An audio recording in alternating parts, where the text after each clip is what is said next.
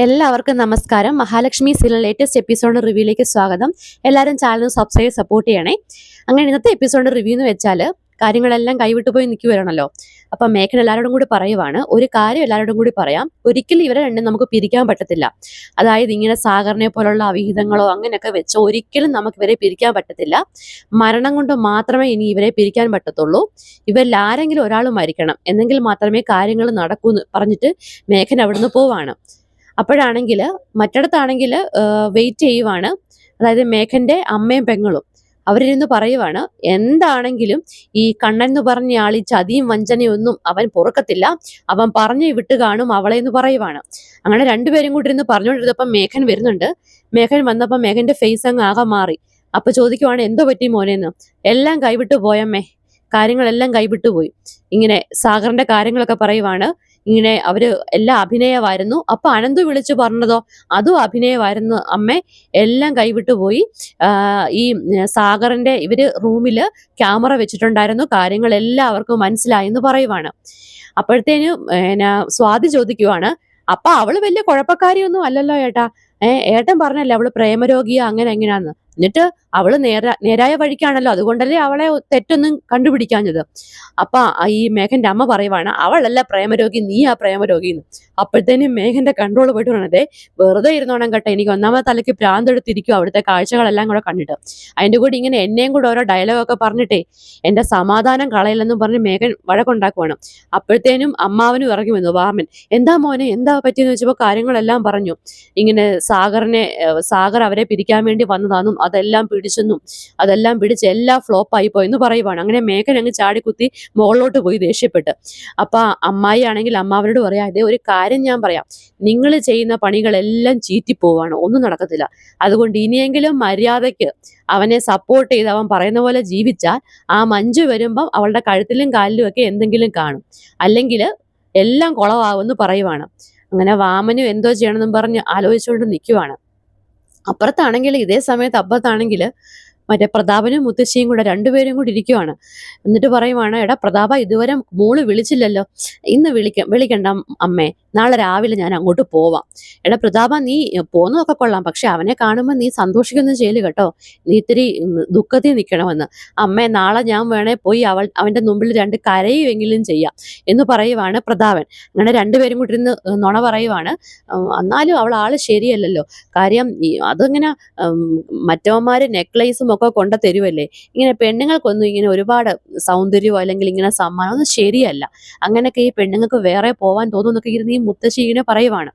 അങ്ങനെ രണ്ടുപേരും കൂടെ സംസാരിച്ചിട്ട് പറയുവാണ്, ഇനി എന്താണെങ്കിലും നമ്മൾ അവനെ കൊണ്ട് വേറെ കല്യാണം കഴിപ്പിക്കത്തില്ല, അവൻ വലിയേട്ടൻ കളിച്ച് നടന്നോട്ടെ അമ്മേ, അവൻ എന്തേലും കാണിക്കട്ടെ നമ്മുടെ മോടെ കുഞ്ഞിനെ നോക്കി.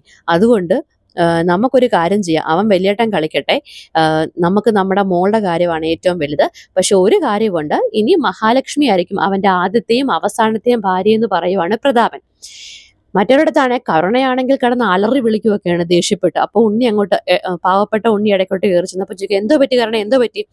ഞാനൊരു കഥ പറയട്ടെ, ഒരു ബുദ്ധിമാനായ ചേട്ടൻ്റെ ഒരു മണ്ടനായ അനിയൻ, ആ കഥ ഞാൻ പറയട്ടെ എന്ന് പറയുവാണ്. എന്നിട്ട് പറയുവാണ്, എല്ലാത്തിലും തോറ്റ് തുന്നം പാടിയിരിക്കുന്ന ഒരു അനിയൻ എന്നൊക്കെ എന്ന് പറഞ്ഞ് ഉണ്ണിയെ കളിയാക്കുവാണ്. എന്നിട്ട് പറയുവാണ്, ഇനി അയാളെ എന്തെങ്കിലും ചെയ്യാതൊന്നും ഒരു രക്ഷയില്ല, അയാളെയോ അവളെയോ തട്ടാതെ ഒരു രക്ഷയില്ല.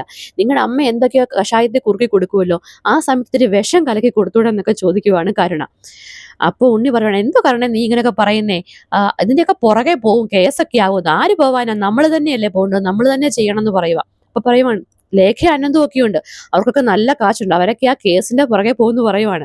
അപ്പൊ കരുണ പറയുവാണ്, ഇതൊക്കെ എന്റെ വീട്ടിലായിരുന്നെങ്കിലും ഉണ്ടല്ലോ, എന്റെ അച്ഛനും മുത്തശ്ശിയും കൂടെ ഉണ്ടല്ലോ, ഇപ്പൊ തന്നെ എല്ലാത്തിനും തീർത്തണമെന്ന് കരുണ പറയുവാണ്. എന്നിട്ട് പറയാം, എങ്ങനെങ്കിലും കൊന്നേ പറ്റത്തുള്ളൂ, അല്ലാതെ ഒരു അന്ത്യം വരത്തില്ല.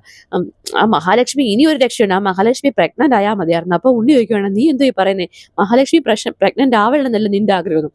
അതല്ല, അങ്ങനെങ്കിലും അയാളൊന്ന് തെറ്റിദ്ധരിക്കട്ടെ, എന്തായാലും അയാൾക്കൊരു കുട്ടിയെ കൊടുക്കാൻ പറ്റത്തില്ലല്ലോ, അതുകൊണ്ട് എങ്ങനെയെങ്കിലും ഇതെങ്കിലും വെച്ചിട്ട് ഒന്ന് സംശയിക്കട്ടെ എന്നൊക്കെ കരുണ പറയുവാണ്. എന്നിട്ട് കരുണയെ ഉണ്ണിയോട് എരിവ് കയറ്റി കൊടുക്കുവാണ്, എങ്ങനെയെങ്കിലും വക വരുത്തണം അയാളെ വക വരുത്താതെ നമുക്കിനി മുന്നോട്ട് പോകാൻ പറ്റത്തില്ല. അതിനിടയ്ക്ക് ഉണ്ണിക്കരനെ പേടിപ്പിക്കുന്നുണ്ട്. അവര് വല്ല ഇനിയൊരു കാര്യം തൽക്കാലം നീ നിന്റെ ചേച്ചിയും കണ്ണേട്ടനെ അനുസരിച്ച് ജീവിക്കാൻ നോക്കാന്ന് പറഞ്ഞപ്പം കർണൻ പറയും എനിക്കത് ചിന്തിക്കാനേ പറ്റത്തില്ലെന്ന്. അപ്പൊ ഉണ്ണി പറയുവാണ് അവർക്കിപ്പോ പിള്ളേരൊന്നും ഇല്ലെന്നേ ഉള്ളൂ, വല്ല ദത്തെടുക്കാനോ വല്ല പ്ലാൻ ഉണ്ടെങ്കിൽ എല്ലാം നമ്മുടെ പ്ലാൻ എല്ലാം പൊളിയുമെന്ന് പറയുവാണ്. അപ്പൊ കരുണ പറയുവാണേ അങ്ങനെയൊക്കെ പ്ലാൻ ഉണ്ടോന്ന്. നിന്റെ ചേച്ചി പറയുന്ന എല്ലാം കണ്ണേട്ടൻ കേൾക്കും. നിന്റെ ചേച്ചിയെ ഭയങ്കര വിശ്വാസം, അവർ ഇത്രയും വൃത്തികേട് കാണിച്ചിട്ട് അവരെ ഭയങ്കര വിശ്വാസമാണ്. അതുകൊണ്ട് നിന്റെ ചേച്ചി പറയുന്ന പോലെ കേൾക്കത്തുള്ളൂ. അപ്പൊ ദത്തെടുക്കാൻ മിക്കവാറും പറയുമെന്നൊക്കെ പറയാം. ഇതെല്ലാം കൂടെ കേട്ടിട്ട് കരുണയാണെങ്കിൽ ആകപ്പാടെ കലി പൂണ്ട് നിൽക്കുവാണ്. ഉണ്ണി എരിവേറ്റി കൊടുക്കുവാണ് എങ്ങനെയെങ്കിലും കൊല്ലണമെന്നും പറഞ്ഞു.